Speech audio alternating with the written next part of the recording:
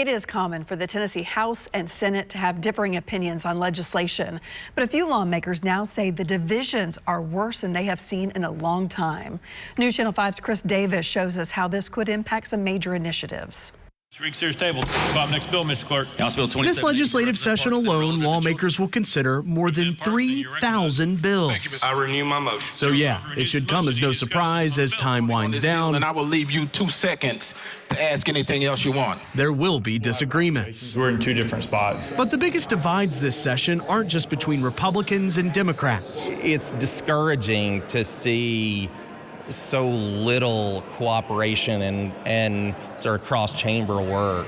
They're between the House and Senate. I think there is a great deal of distance between the two chambers. We're hearing that kind of talk time and time again, whether it's the proposed business tax cut and rebate. We think the bill that we sent over to them today is the best approach. Yes. The school voucher expansion bill. Our members overwhelmingly prefer the first vehicle that was passed, which was just a straight choice bill without all the bells and whistles that were added in the House. But perhaps the biggest wedge comes at the TSU Board of Trustees bill.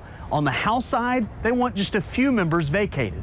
On the Senate, it appears they're saying all or nothing. My speaker and I have not had this conversation, but I believe the Senate is resolute in its position, and failure to pass that bill in the form that we think is best will result in the termination of the board completely. Just to clarify here, that means that the Senate is willing for the TSU board to dissolve altogether without replacement members if they don't get their way. I mean, of course it's a concern. You can't have TSU without a board. Senator Jeff Yarborough, a Democrat, says chamber battles aren't anything new, but this year has taken it to a whole new level. In most years in the Tennessee General Assembly, those fights don't really start coming out until the very end, but we've been plagued from day one with really significant substantive disagreements between the House and the Senate. At the end of the day, you have two bodies and there's two different trains of thought. Of course, when you directly ask leaders about the divide, they downplay it. I don't think overall between the Senate and the House there is that